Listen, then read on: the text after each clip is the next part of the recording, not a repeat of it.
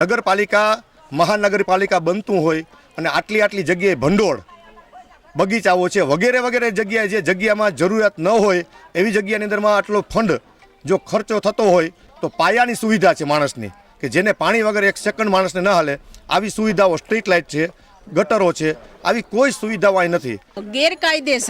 ગેરકાયદેસર જ્યાં વસ્તી આટલી બધી વધી ગઈ છે ત્યાં તમામ સુવિધાઓ આપોઆપ પહોંચી જાય છે।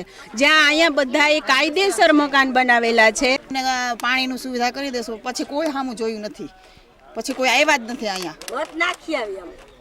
આવ્યા હતા કહી ગયા 2 વર્ષમાં તમને ટાંકો બનાવી દેશું પણ કોઈ આવ્યું નથી। પછી ત્યારે બધું કહે કે અમે કરી આપશું પછી કોઈ સામું જોતું જ નથી અમારે। પછી અમે મત નાખ્યા પછી કોઈ સામું જોતું જ નથી અમારે। આજ 5 વર્ષથી અમને મત જ અમારે દેવાના, અમારે કઈ સુવિધા તો કોઈ જાતની મળતી જ નથી અમને, તો અમે કેને મત દઈએ? આમાં વિકાસ જ નથી। અમે 7 વર્ષથી અહીં રહીએ છીએ, પાણીની સુવિધા નથી, અમે વેચાતું પાણી લઈને ભરીએ છીએ, પીએ છીએ, બધા નાના છોકરાઓ છે। સ્થાનિક સ્વરાજની ચૂંટણીની જાહેરાત થઈ ગઈ છે ત્યારે આ વખતે પ્રથમ વખત પોરબંદર મહાનગરપાલિકાની ચૂંટણી છે તે પણ યોજાવા જઈ રહી છે। ત્યારે સ્વાભાવિક છે કે ચૂંટણીની જાહેરાત થાય એટલે જે ઉમેદવારો જે છે તે મેદાનમાં આવે અને પછી જે વોર્ડ હોય ત્યાં પ્રચાર માટે પણ શરૂઆત થાય। પોરબંદરનો આજે આ વિસ્તાર જોઈ રહ્યા છો તે બોખીરા વિસ્તાર જે છે વોર્ડ નંબર 1। આ વિસ્તાર જે ગાયત્રી પાર્ક, લીરબાઈ પાર્ક,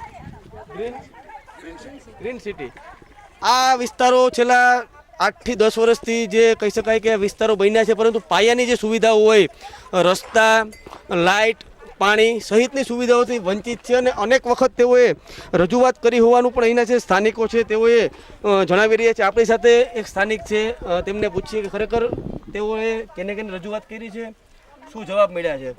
તમારું પેલા નામ અને તમે ક્યાં ક્યાં રજૂઆત કરી છે અને શું પ્રશ્ન છે? મારું નામ Sanjaybhai Rajyaguru. Gayatri park society, Lirbai park society અને ગ્રીન સિટી આ બધાય સોસાયટીઓ મળી અને 200 રેસિડેન્ટની આજુબાજુમાં અમારા બધા મકાનો છે। ખૂબ રજૂઆત કરી છે અમે, ચેતનાબેન તિવારી જે પ્રમુખો થયા છે એને રજૂઆત કરી છે, આપણા વડાપ્રધાનને અનુલક્ષીને અમે અરજીપત્રક મૂક્યો છે, પછી ત્યારબાદ MLA છે આપણા એમને પણ અમે રજૂઆત કરેલી છે। દરેક જગ્યાએ જે રજૂઆતની સ્થાનો છે ત્યાં અમે દરેક જગ્યાએ રજૂઆત કરી છે।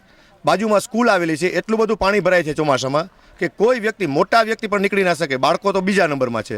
અને મુખ્ય પાયાની સુવિધા અમારી કોઈ પ્રકારની નથી મીઠા પાણીની લાઈન, નથી સ્ટ્રીટ લાઇટો। જેણે અમે મદદ કરી છે, ટાંકા મૂક્યા છે, પણ એ ટાંકાની સુવિધાનો ઉપયોગ કોણ કરી શકે કે જે વ્યક્તિની પાસે કંઈક વસ્તુ અવેલેબલ હોય તે।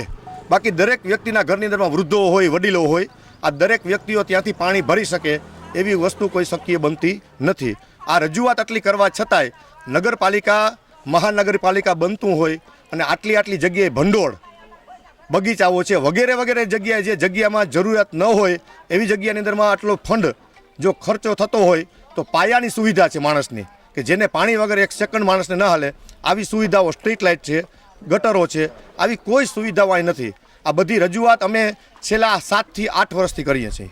અમારું રેસિડન્ટ અહીં થયેલું છે એને 8 થી 10 વર્ષ થયા અને દરેક જગ્યાએ રજૂઆત કરી છે, પણ અત્યાર સુધીની અંદરમાં કોઈ વ્યક્તિ કોઈ વખત જોવા આવે છે, કોઈ નથી આવતા, પણ ક્યારેય કોઈ વસ્તુનો જવાબ ક્યાંય મળ્યો નથી।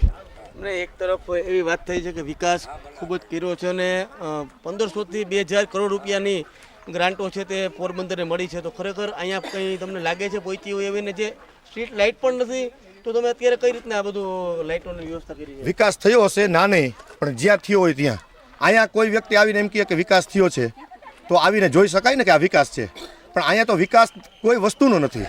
જે વસ્તુ કરી છે એ રેસિડેન્ટવાળાએ હાથે કરી છે। નગરપાલિકાએ સ્ટ્રીટ લાઇટ 2-3 સ્ટ્રીટ લાઇટ લગાડી દીધી છે, એનાથી કામ ચાલી ગયું, એમ કરતાં 5 વર્ષ કાઢી નાખ્યા છે, પણ એના સિવાય કોઈ વસ્તુનો વિકાસ કે કાંઈ સુવિધાઓ નથી। ગમે તે વ્યક્તિ આવીને જોઈ શકે ને કે આ સુવિધાઓ છે, આવું કાંઈ છે નહીં। આપણી સાથે બીજા પણ જે સ્થાનિકો છે તેમની સાથે વાત કરીએ, મહિલાઓ સાથે, કે જે રજૂઆતો જે છે ઉમેદવાર જ્યારે ગત ચૂંટણીમાં આવ્યા હતા ત્યારે તમને શું વચનો આપ્યા હતા અને ત્યાર પછી પાછા તમને પૂછવા આવ્યા છે સુવિધા મળી છે કે નહીં, શું વાત છે? નહીં, ત્યારે વચન આપ્યા હતા 2 વર્ષમાં તમને પાણીની સુવિધા કરી દેશું, પછી કોઈ સામું જોયું નથી, પછી કોઈ આવ્યા જ નથી। અહીંયા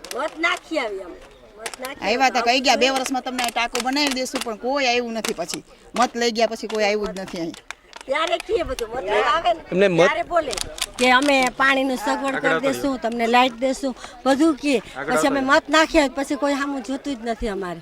આજ 5 વર્ષ થયા. અમારા દીકરાના છોકરા નાના હોય, અમે વડીલ છે, અમારા હાથ પગ દુખતા હોય તો પાણીની તો સુવિધા કરવી જોઈએ ને, લાઇટની ને પાણીની. આટલું તા કરો તમે નગરપાલિકાવાળા.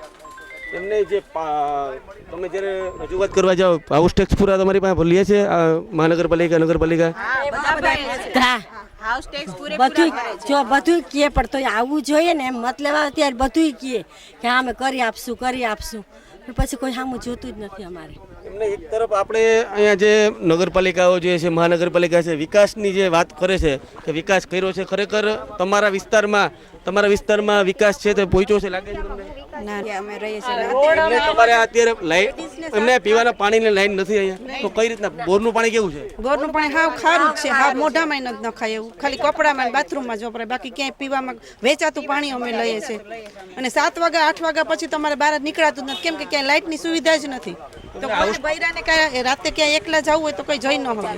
જનાવર બહુ નીકળે. એમને આટલું ગંભીર પરિસ્થિતિ, પાણીની લાઈન પણ નથી, લાઇટો નથી, તો ખરેખર પાણી વગર તો તમે કેટલો ખર્ચો થાય છે પાણી પાછળ? પણ રોજનું લેવું જ પડે, ક્યાં જાય તો અમે ક્યાં પાણી ભરવા જાય? અમારે કઈ સુવિધા નથી તો લેવું જ પડે પાણી. તો આટલી વખત કરી અરજી પણ કોઈ જવાબ દેતા નથી, કોઈ આવતું જોવા પણ નથી આવતું. અમે આવી જશે તમારે, આવી જશે કોઈ જોવા પણ આવતું નથી, કોઈ જવાબ જ નથી આપતું કોઈ પણ જાતનું. રોડની શું પરિસ્થિતિ, શું કહેતા રોડની? અમે એ કહેતા હતા કે આ રોડ બનાવ્યો તે તો અમે હાથથી અમારા પર્સનલ પૈસા નાખે ને આમાં લાઈન નાખવી કે નગરપાલિકા વાળા એટલું નાખે તો આ રોડ નો ગોડે હગ. તોય અજય કે અમે આવ્યું હજે કોઈ આવ્યા નથી કરવા. એટલું તમે ગામમાં જો બધા બગીચા અને લાઇટો નખાય છે તો તમને જોઈને કેવું લાગે આ બધું કે અમારા વિસ્તારનું શું? અમારા વિસ્તાર તો બહુ જ બુરા હાલ છે કે કારણ કે કોઈ આવતું નથી વિસ્તારમાં જોવા. તો ઈ ગમ જોઈએ તો અગમ તો અમારું તો કઈ નથી ને, વાડીમાં જ ખાલી રીએ એવું જ લાગે હટાણે. ગ્રામ પંચાયત સારી હોય એના કરતા શું લાગે? ગામ બરા એથી તો હારી હોય, આ કરતા નગરપાલિકા કરતા હતા. મહાનગરપાલિકા થયા, રોડ માથે પાણી ભરાય સુમાહામાં.